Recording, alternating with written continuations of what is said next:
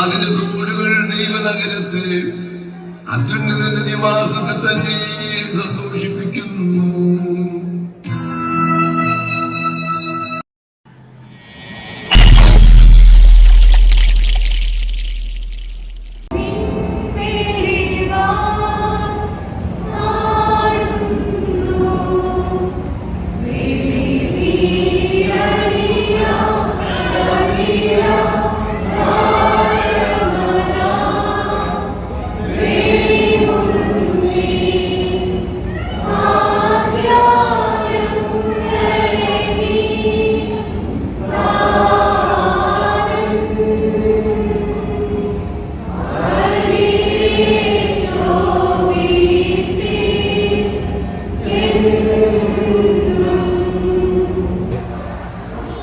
ഇന്ന് വിശുദ്ധ കുർബാനത്തെ വായിച്ച വിശുദ്ധ വേദഭാഗം ആസ്പദമാക്കി വന്ദനായ ഡോക്ടർ ടി ജി ജോഷുവാച്ചനെ അനുസരിച്ചുകൊണ്ട് അപ്പോൾ മനസ്സിൽ വന്ന ചില കാര്യങ്ങളൊക്കെ ഞാൻ പറഞ്ഞത് ആരാധനയിൽ പങ്കെടുത്ത എല്ലാവരും കേട്ടതാണ് എന്ന് ഞാൻ ഉറച്ച് വിശ്വസിക്കുന്നു.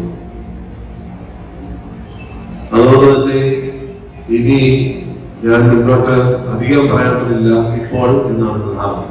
സഹായപത്രന്മാരല്ലാതെ പൗരസ്ത്യ കാതോലിക്കമാർ നേരിട്ട് ഭരണം നടത്തിയപ്പോഴും ഒക്കെ അവരുടെ കൂടെ നിന്ന് മെത്രാസനത്തെ അനുഗ്രഹപ്രദമായി നയിച്ച ഒരു പുണ്യപുരുഷനാണ് നാം ഇന്ന് ഇപ്പോൾ സ്മരിക്കുന്ന വന്ധ്യനായ മലങ്കര സഭാ Gururatnam father doctor T J Joshua. ഞാൻ മനസ്സിൽ ചിന്തിച്ചത്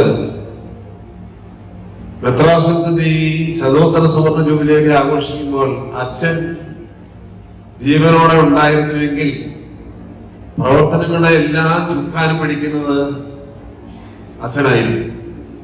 കാരണം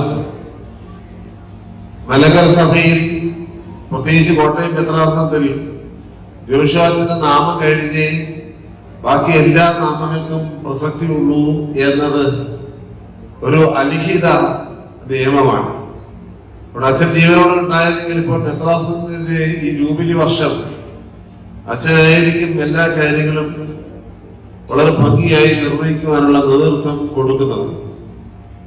ഭദ്രാസന മെത്രാപ്പോലത്തെ ഉൾപ്പെടെ താഴെയുള്ള എല്ലാവർക്കും കൃത്യമായ ഉപദേശങ്ങൾ, ചില സമയത്ത് ശാസനകൾ ഒക്കെ നൽകി നേതൃത്വം നൽകുവാനായിട്ട് ബഹുമാനപ്പെട്ട അച്ഛന് നല്ലതുപോലെ അറിയാം.